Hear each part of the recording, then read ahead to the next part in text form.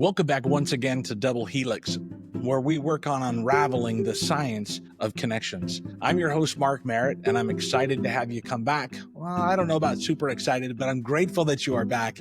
The reason I say I'm not super excited always is because instead of me being once again on the interviewer side, I'm interviewed. We have the privilege of having Joel come back with us, and he is considered, we've actually stepping into episode 2 of my story, and so that you understand the whole picture of how we got to where we are today. So in this episode, we're actually going to be covering 2 or 3 things, and one of them is kind of the first of all is kind of just a little bit more of a deep dive in around the accident. For those of you that want to have not seen episode 1, I would encourage you to go back. But this one will cover a little bit about more about the 40-foot fall, not just share the recovery and the physical, but sometimes the emotional and the relationship shifts that my family, my wife and I experienced, and how we navigated from husband and wife before the accident to patient and caregiver after. But the even more important is that transition back to husband and wife on the other side. The next thing that you'll find in this episode is we'll explore what Joel calls the resiliency it took for me to go from really quickly, from the accident to my very first race, which was only 5 months after the accident, and then to continue on and compete in more than 20 races, from marathons to cycling races, all from my hand cycle that I had at the time. Pretty exciting stuff. I loved the hand cycle racing, met and spent a lot of great time with some really good people there. The last thing that we're going to talk about is a little bit of shift, so they'll understand that from my experience in my very first speaking gig that I gave it was a motivational speech, and to be able to understand that sometimes there's a perspective shift, and I'll walk through the true power of that happened to me, but about not just surviving the accident, but how sharing my story and sometimes sharing your story as well can actually help inspire others and to rethink what is normal and what's possible for them. So I'm excited to have you here. Thank you so much. Please hit the like and please subscribe. It definitely helps us out. And let's jump right into the conversation, episode 2 with Joel Stedman.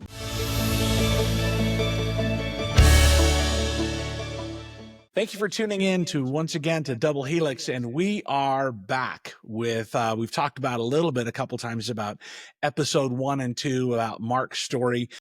Joel has been kind enough to come back, and we're going to continue our conversation that we started a couple of weeks ago.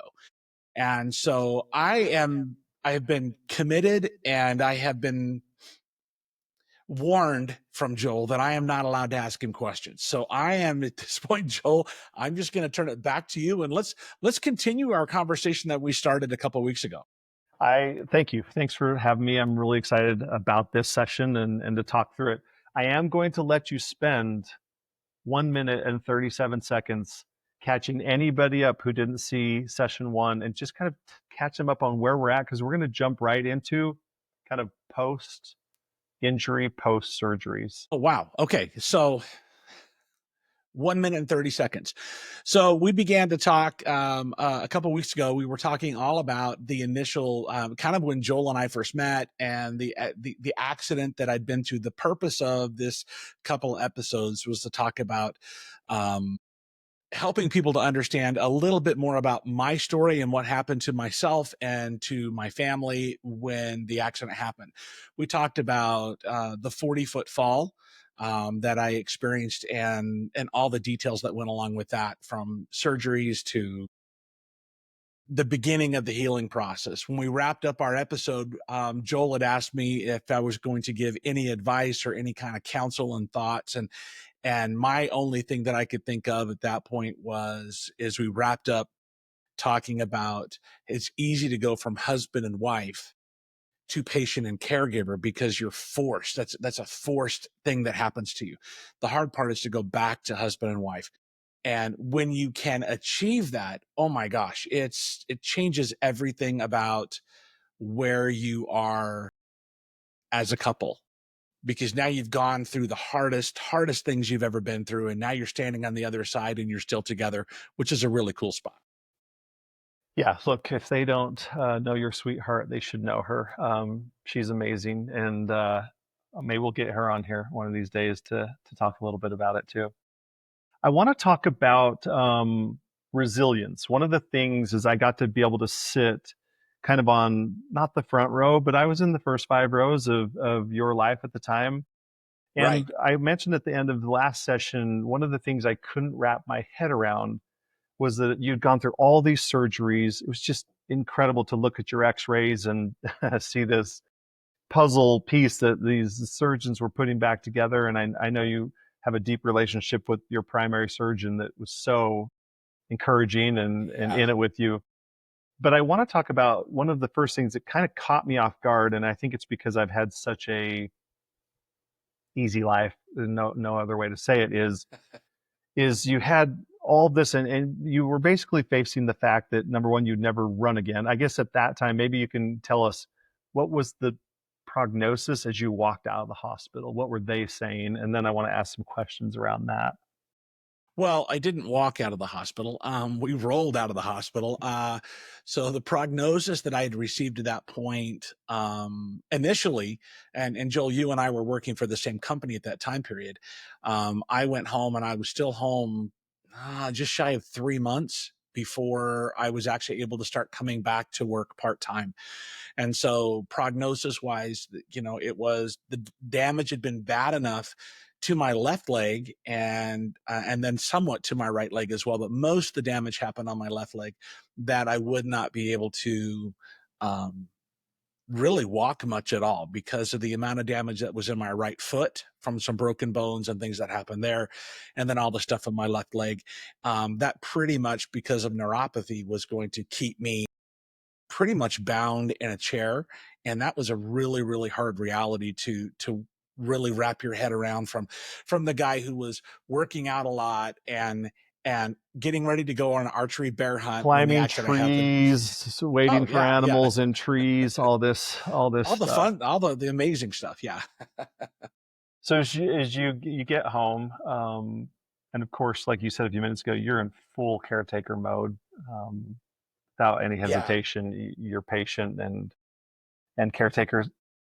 What was your mindset those first couple weeks? When I guess really what I'm trying to get to is when did you decide you weren't going to feel sorry for yourself?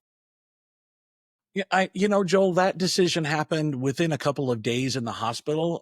Those are conversations that we had as a family talking about this is kind of the cards we were dealt. Well, how are we going to handle it? But in reality, while we had that conversation, early on, it didn't mean that you didn't have those moments where it was rough. And so I guess really for me, when I could actually start getting out and about a little bit, I went from the hospital straight to home, which was 100% my fault. I should have stayed longer, but I got sick of hospital food, I guess. I don't remember a whole lot then, but apparently I got really obnoxious and really impatient. And so I think they just got tired of me and said, just go home. And so that made it really hard on our home because now instead of having all this support and care around me, now it was down to just myself and my wife, that she was the primary caregiver and she was also working. So it really made a challenge then. But once we got enough that I could get out and about a little bit, within about 4 months after the accident, where I could start getting in and doing things, that's when I started having that shift a little bit more long term as opposed to just moment to moment. Yeah. At what point did you have to stop telling your brain every morning that you wished you could go back to pre-falling? Like, how did you? I know when those things happen, you have an accident or something. You're like, man, if I'd have taken a different road, if it would have been raining that morning, you wouldn't have been cutting the tree. Like all those things. How long did it take for you to finally just accept the reality of your situation? And how did you do that? What were some of the elements Oh of that? man, those are good questions. In reality, to totally accept that, and say, "Oh, I wish I would have taken a different direction," that took years. There wasn't an easy process there. Accepting where I was at, That was for me, was fairly simple just because you're in a wheelchair. It's Yeah. like, this is the way life is. Now I have to address and adjust for that. Right. And so the most difficult thing I think we experienced as a couple, after, other than just the caregiver part, was a lot of the reverse roles. Now all of a sudden the roles in our home changed, because there were things I couldn't do anymore, and there were things that my wife had to pick up the slack for because I wasn't able to. So those were the most difficult things. But when we reached that point, at least for myself, um, I was able to finally just go, okay, here's where we're at. It took weeks. And I'll be honest, I had some deep, dark times when I was in convalescing at home, and we actually utilized, therapist. And it was one of those, it was, the EAP that we had back at SOS days, Yeah. SOS staffing. We both worked for SOS staffing years ago, and they had an employee assistance program. And with encouragement from Victoria, she connected me with somebody, and I could just really bare my soul. And it was that was a turning point, was to be able to have that little bit of help to get me over those humps. Yeah, I love that. Man, you give me so many things, different ways I want to go. I want to talk about that caretaking. I want to talk about the relationship with Victoria, but I also want to have you spend a second, because I do think there's still a bit of a worry about going to a therapist. Oh my gosh, you must be in so much trouble if you're going to a therapist. How was that helpful for whatever amount of time that you did that? It was helpful. It definitely was. The therapist, I remember very little about her at this point. It's been so many years. I remember that she used to go to New Zealand all the time because she had family in New Zealand, right? That's about the only thing I remember about her personally. Um, but really what it helped for me was I had tremendous, tremendous guilt, deep guilt about what had happened, that I personally took 100% responsibility for what had happened. We call it an accident, but in reality, it was an oversight on my part that actually created the situation that our family was in.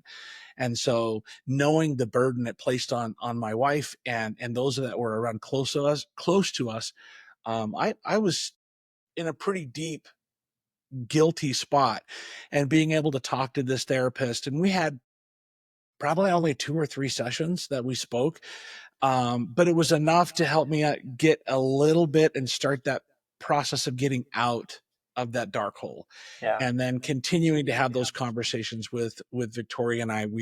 She was a huge help to help me keep me into the big picture, and not just get lost into the dark. Yeah. I mean, for the record, at least 50% of all accidents are because something happened that we could have changed or done different. Yeah. That's Yeah. nevertheless, you're grieving the fact that you could have avoided it, but Yeah. that's taking a wrong left turn. Like all of us have those We've all things. done those turns. That's exactly right. Let's go down that path you kind of mentioned at first and talk for a couple of minutes about you and Victoria. And it's impressive. I don't have the statistics. I probably should have looked it up. I think major traumas cause massive amounts of stress on partnerships, on marriages, Yeah. and a lot of them don't end well, right? Because of that stress. How did you two navigate kind of that beginning part with you relinquishing, because you didn't have any choice, the roles? It was definitely a role change. And how did you navigate that as a couple? It was a little challenging, and I give 100% credit to Victoria. She has a caregiving heart. She wants to just take care of those around her as best she can. And so because of that, she recognized where the things I was struggling with, and she just stepped in and said, "Okay, let me help you." And at first, that was really easy for me to do because I wasn't able to do some of those things. I needed help getting, in and out of bed. I needed help getting in and out of, because all we had was taller vehicles. We had, SUVs and trucks, and I needed help getting up into a vehicle. And so she just, man, she took it like amazing and just was there to help and support. And then as my strength built up, then I think the difficult thing also for her was letting me to start do things, because I've always been a little bit of an adrenaline junkie, and letting me start to do some of those things that she saw as dangerous, but we're a part it of was your life, something. right? Yeah, they just different things. Yeah. Can we talk a little Like bit hand cycle about, racing. I want to talk about the hand cycle racing. I have had many moments over my life and our friendship together of, we'll go, I don't know, 6 months. I don't think we've gone more than 6 months without saying, No, I hey. don't think so. Yeah. A lot less than that in these last few years. But every time we did kind of say, hey, you're doing some crazy thing. And I couldn't wrap my brain around it. And I still, in many respects, can't wrap my brain around it. Talk about the inspiration to kind of get moving, to get off your butt and get moving. And then I want you to spend just a second just bragging for a second about how many races you did. And I know that's not your nature, but I'm really trying to give the audience a chance to kind of look at all of our lives and say, are we feeling sad for ourselves, or are we getting up and getting a friggin' bike and doing marathons? Yeah. It's so there were obviously several people in my life that had a direct impact on how quickly I was able to start working through not only the physical healing, but that emotional and psychological healing that had to go with it. While it took those issues, the physical was a lot faster healing than the other things. Um, but there were several people that had a direct impact, and outside of my immediate family, right? Let's just look at the outside influences that Victoria's were there. a given, right? That's a given. Yeah, that's a given. So I think that got me going quickly after the accident was, first of all, and I don't know if we mentioned this on the last call, and I may have, but if I did, everyone hopefully have some patience with me and some grace. When it was, I think it was in 1981 or 1982, somewhere in there, in one of the church magazines, there was an article about a guy named Kurt Brinkman.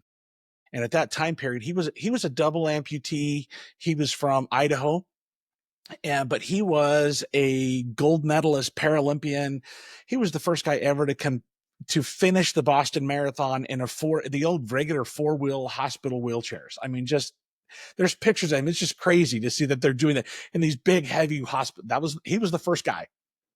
And so I'm reading this article, and I was maybe, let's see, and it may not have been in the 80s, because I was like 12 years old. So that would have put it at Yeah, let's all be 79. honest about our age here, I'm Mark. being honest, huh? 1979, I'd have been 12 years old. Something like that. Close. But I'd had a really rare bone disease as a kid. And I remember the doctor saying, hey, because of that, you might end up one day in a wheelchair. And that was a bummer to hear when you're 10, 11, 12 years old. And then I read this article about Kurt, and I go, oh my gosh, if I'm ever in a wheelchair, I want to be like that. Right. And that's so interesting. It had All no those years concept. Yeah. And then right in our neighborhood around the corner from us was a guy that was, he was 70 something years old. He started running marathons when he was 40. And next thing you know, he's coming over to the house and encouraging me to enter into Pleasant Grove, Utah. Had part of their annual festival, party days. Their strawberry days is what they call it. They had, I don't know if they still do it, but they had a 5K. They called it Beat Beethoven. So they play Beethoven's Fifth, which is like 30 something minutes long, the whole thing. And the idea was to complete the 5K in that time period. That's cool.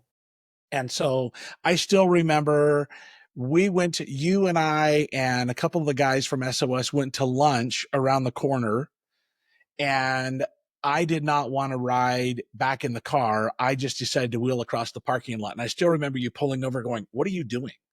Right. Because in my mind, I was like, I had to get every push I could get out of it. And so I did. That was my very first race. And at the end of that race, the really unique thing about that race was that a little boy, a Down syndrome boy, comes up and starts playing with my wheelchair while I'm sitting in it. And he climbs up on my lap, and I'm going, I have no idea who this kid is. And this young lady walks up, and it was her son, and she's apologizing. Well, come to find out, that was Kurt Brinkman's daughter. Wow.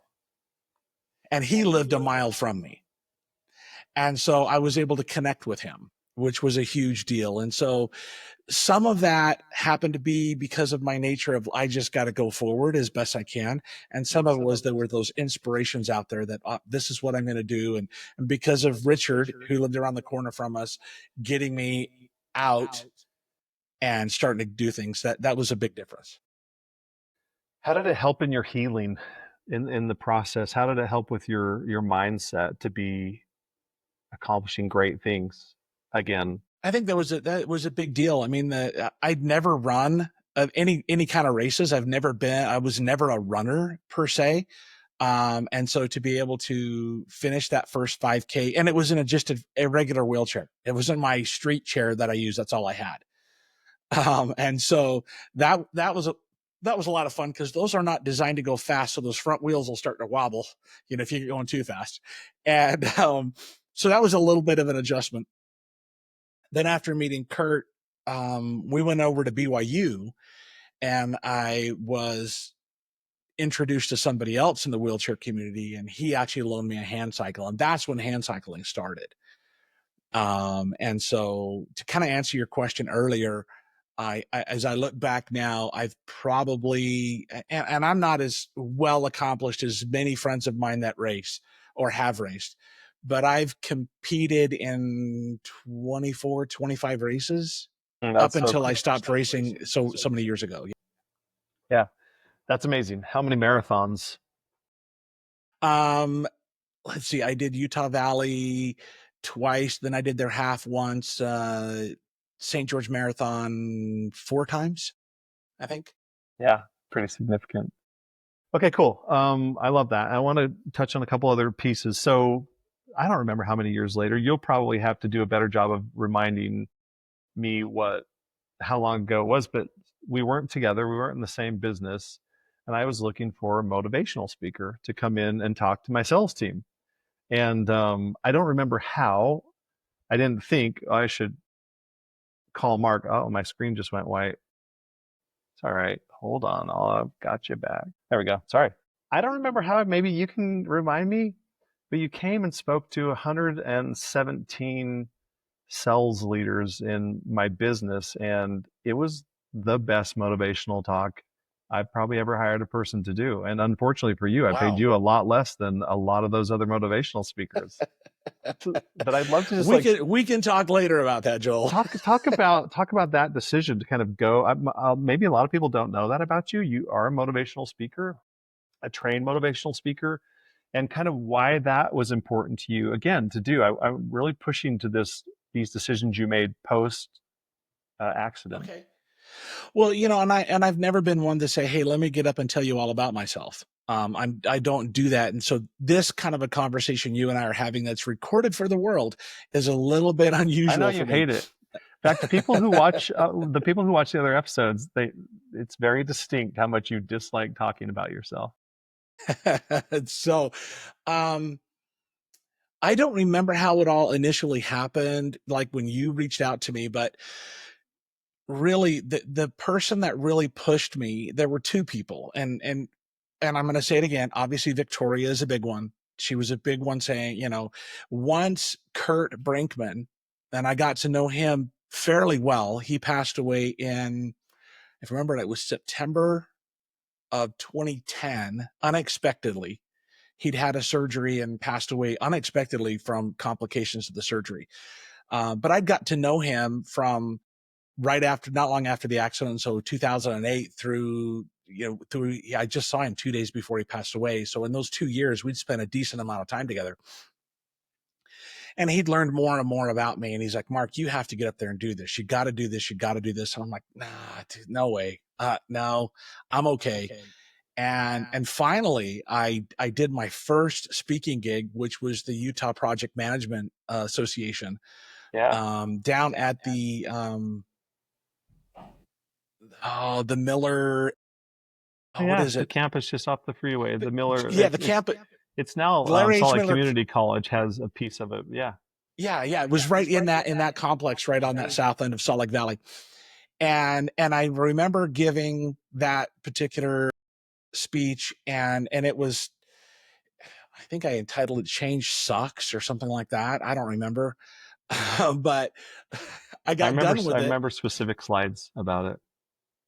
Yeah, I remember getting done with that, and I went out to the car, and they they paid me a pittance, but that was my first one, so I'm like, hey, let's do this, right? So it was a great deal, and I went out to the car, and I called Victoria, and I'm like, oh my gosh, if this is what a rock star feels like, this is so freaking cool, right? It was a really, really neat experience. It wasn't so much the getting up there talking about myself and how it all ties together and the good, the bad, and things like that. It was more so the after interaction with people. And then I think you and I were talking around that time period, and then not long after that, we were actually living up. I think we were up in Boise when you called and I said, think "Hey, you're let's right. do that." Yeah. And so that was actually coming and speaking to that group. I knew so many of them because we'd all been in the same company together. In reality, I think that was the first standing ovation I'd ever had, and it was just mind blowing to me, and it was very emotional There's a big, because I knew huge, so full many people. auditorium. Yeah, so it Can you meant a tell lot me? to me because they were people that knew me, Yeah.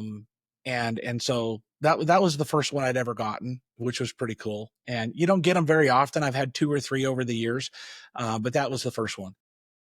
Yeah, that's so cool. Can you talk about some of those people that came up to you and just said this or that about the inspiration, and not only how that helped you, but what were they saying about how it helped them? Yeah, there's. You're talking to that project manager.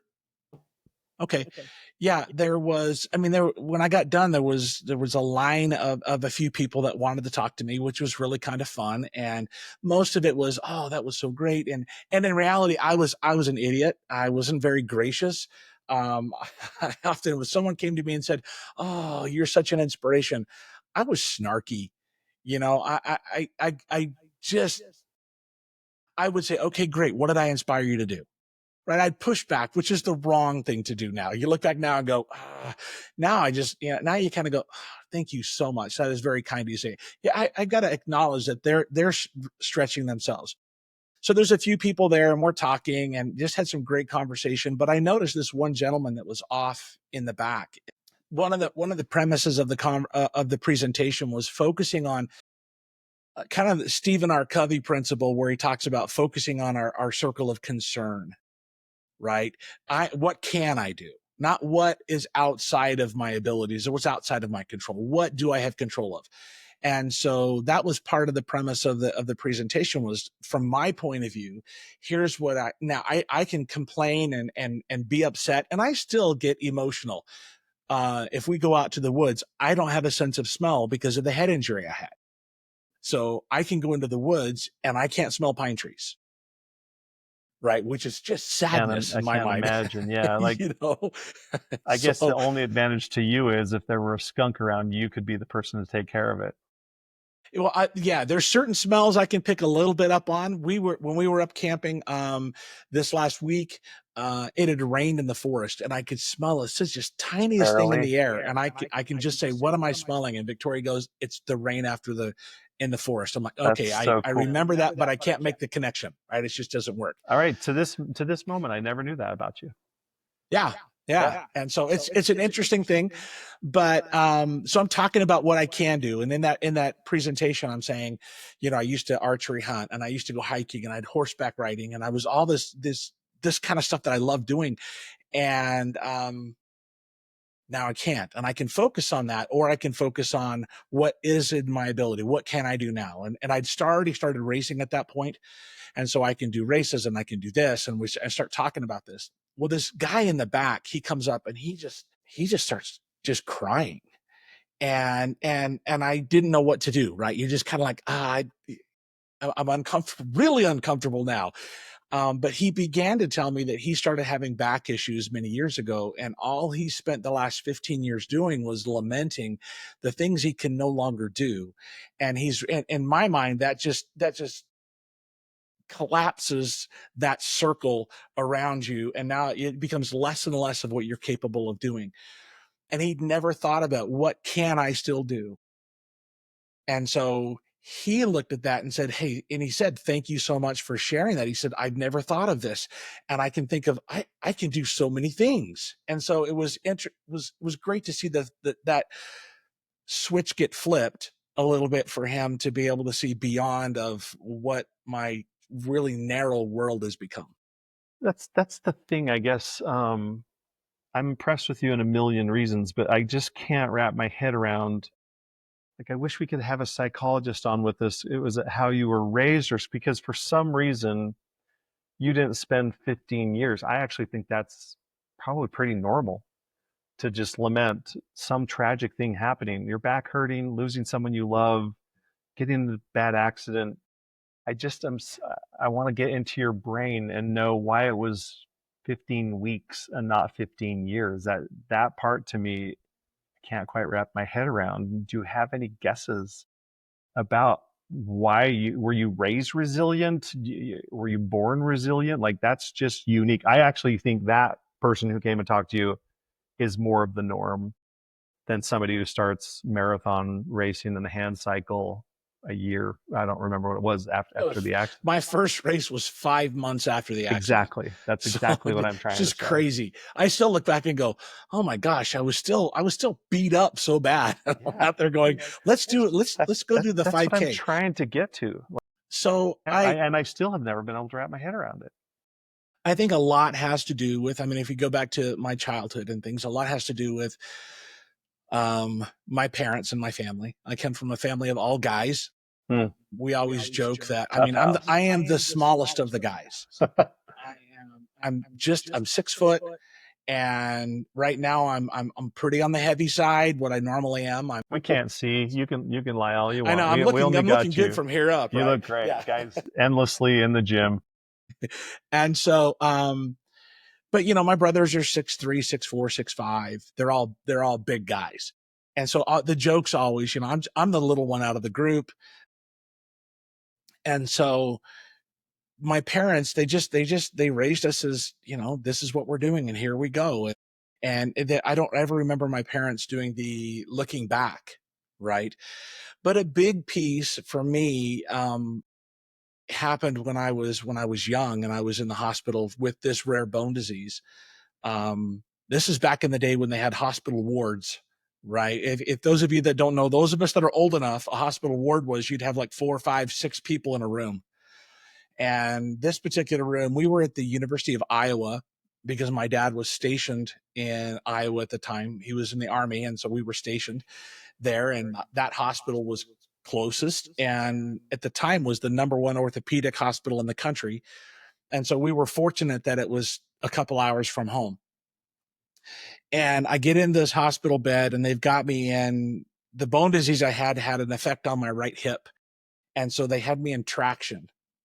It was 9 pounds. If I remember correctly, it was 9 pounds on each foot pulling, just to take the pressure off the hip. Right. But I'm 10 years old, 11 years. I was 10. Yeah, I didn't turn 11 yet. I was 10 years old. And so, 18 pounds would slowly drag you to the bottom of the bed. And then you'd scooch your way back I'll bet it would. But I was in a lot of pain. Even I've asked my mom years ago, I was an angry kid. I was unhappy, right? You're literally tied down on a hospital bed. And one day they roll this kid in the bed next to me, and he's got a back brace on, a colostomy bag, a catheter, 2 little shriveled up legs, and 1 arm shriveled up. And his name was Michael. That's all I remember about him, when it comes to his name. But the one thing I can tell you about Michael is that to Michael, the sky is blue, the grass is green, and isn't it a wonderful day? He'd never experienced what I had, playing outside and kickball and running and sports and all the stuff that we did as kids.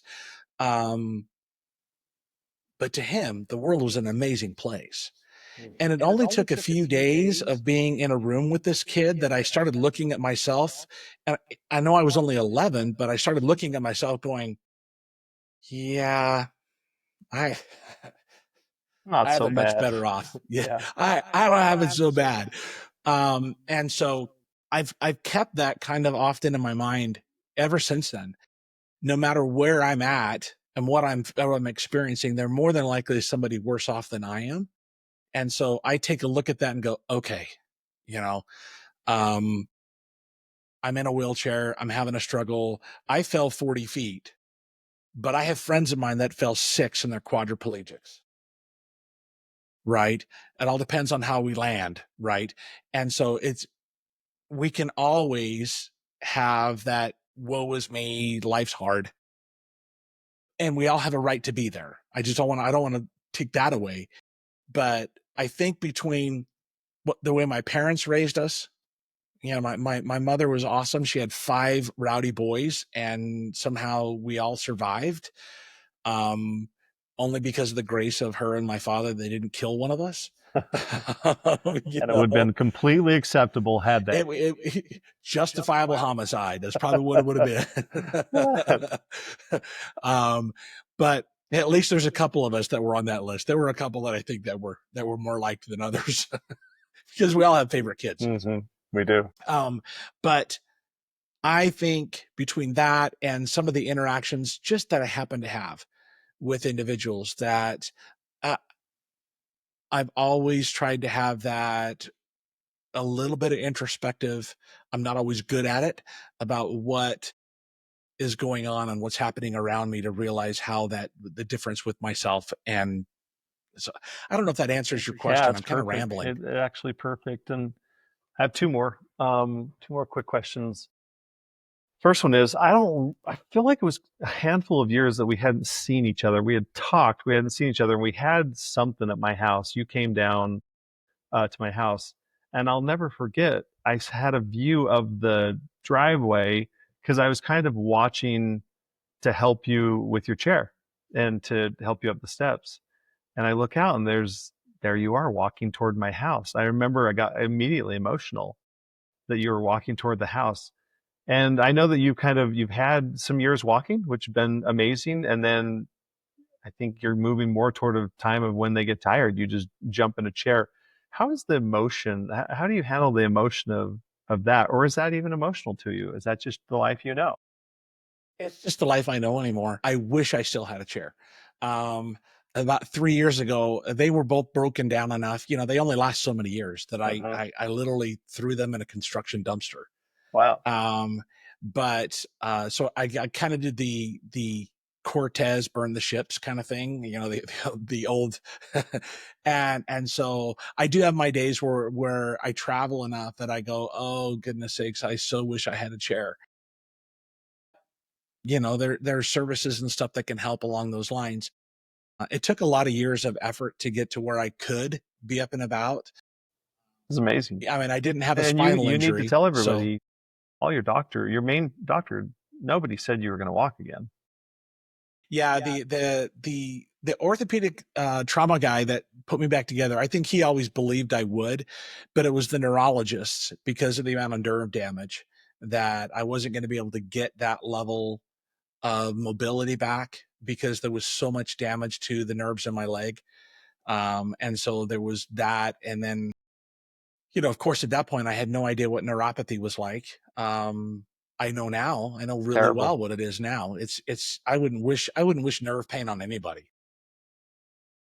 Yeah. It's relentless, right? It is. Okay. Look, I think this has been so cool. I hope the audience has enjoyed the opportunity to get to know the guy running this thing and to get to know your personality. I just want to finish with this. So to that person or that person's partner or spouse, what do you say to that person who's really having a hard time just getting over that they fell, that they had an accident, because wouldn't it be great if you could stop them from getting to the 15-year mark? If it could be sooner than that, definitely. I think the biggest thing for individuals, I'm going to talk the victim side for a moment of an accident. I think it's extremely useful to get connected with individuals that actually have a sense. No one's ever going to know what you go through. That no one's ever going to know exactly how you feel, but we have a sense of what it's like, right? There's not a lot of people that can say, I know exactly what it feels like to fall 40 feet and still have enough conversation. That my accident's at 97% fatality rate. And that 3% includes all really, really ugly things that I didn't get. Right. So I recognize that my accident was miraculous where I ended up and how I ended up, but still, finding somebody that is, you can have that kind of a connection with, in a positive way.